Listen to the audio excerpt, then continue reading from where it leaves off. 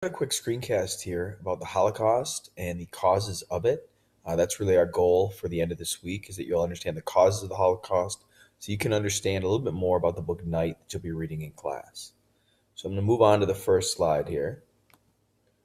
Why was there hatred towards the Jewish population in the first place? Well, the Jewish people are an ethnic and religious group from the Middle East, and their origins go back maybe about 4,000 years, but traditionally living in the Middle East, and in the last couple thousand years have spread out to parts of Europe, and now you'd find Jewish people all around the world. Anti Semitism is the word that we use to describe prejudice or hostile feelings towards the Jewish people. This is not new and certainly wasn't created by Hitler either.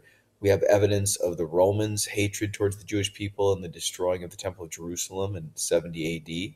We also have an interesting episode called the Black Death in the Middle Ages in Europe, where a horrible disease hit Europe, destroying about one third of the population. And the people back then didn't really understand medicine or medical science. They thought the plague was perhaps a punishment by God.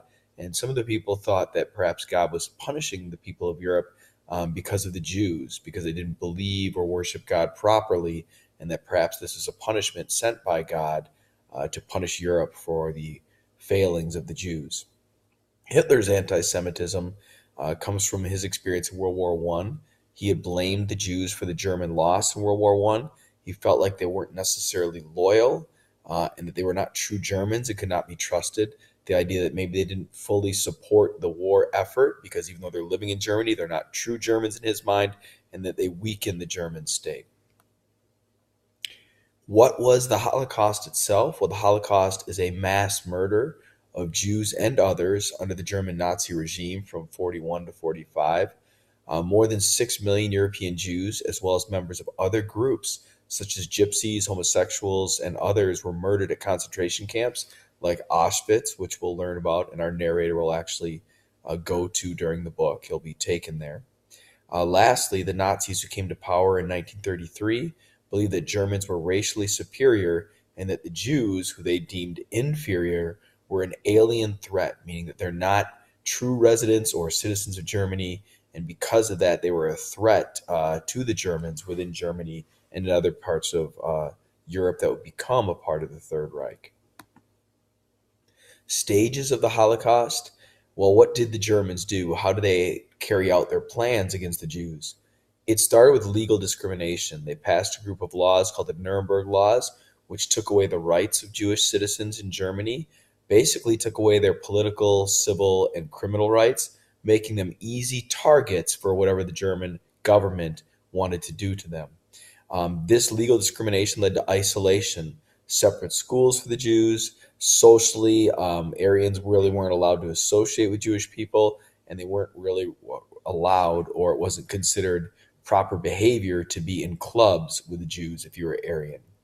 The next stage was emigration. Jews were encouraged to leave Germany, to leave the German state, and a lot of them did. They felt like perhaps Germany was becoming too dangerous, and in the years leading up to the war, they decided to leave.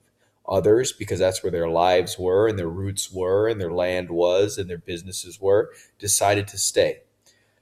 The next stage is what we call ghettoization, where Jews were forced to live in controlled neighborhoods called ghettos, where in certain cities in Germany, Jews were pushed out of their traditional homes and all kind of crowded into one neighborhood.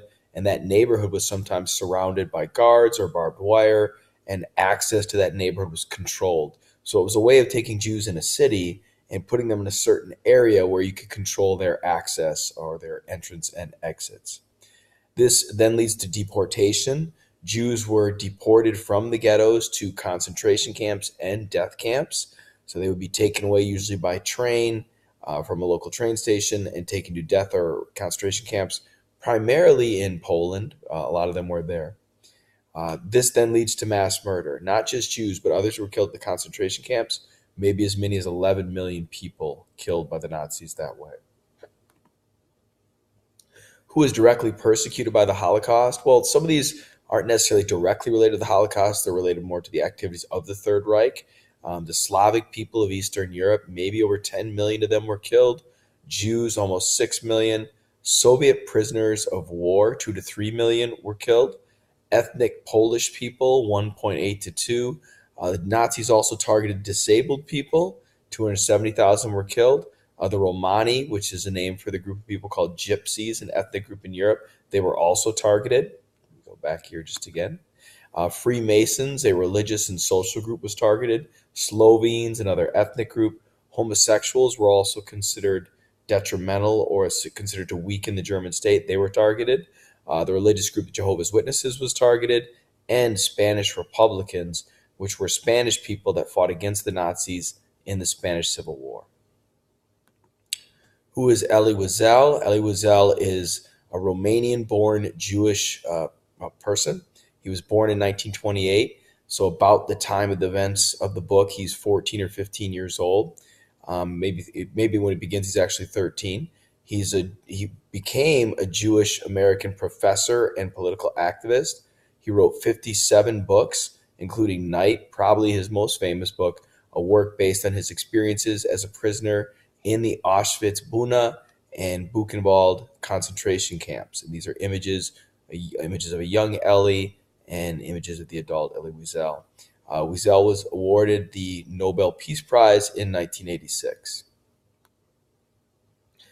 There are some images of the Holocaust, the very famous image of the Holocaust that you see sometimes in textbooks. And circled back here is Elie Wiesel. It's a picture from Auschwitz. This is an image showing the classification system that the people in Germany that were not Aryan were classified by race and had to wear certain symbols.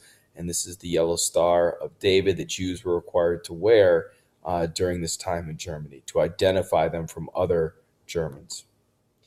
Images from the ghettos. You can kind of see barbed wire here. You can see people lined up against a wall here in the ghetto. Again, you can see the barbed wire separating one neighborhood from another here in the ghetto. These are pictures of the crematoriums at Dachau. Dachau is the first concentration camp, and the people that were sent there initially were enemies of the German state, political enemies, people that spoke out against Adolf Hitler and the Nazi regime. Here are some outside images of Dachau, image of the fencing area, image of the what is I think a foundation of one of the bunkhouses, which are no longer there. Another image from the concentration camp showing how crowded, overcrowded it might have been. Shoes remaining from victims. I believe this is from Auschwitz. And then at the Holocaust Museum in D.C., they have an exhibit with shoes representing a lot of the victims that were killed in the camps. Mass murder, mass graves, obviously horrifying images of torture or death from the concentration camps. And that's the end of the slideshow. Hopefully you gained a little bit more knowledge about the Holocaust, how it was caused, and some of the imagery from it and some of the effects of it. Thank you.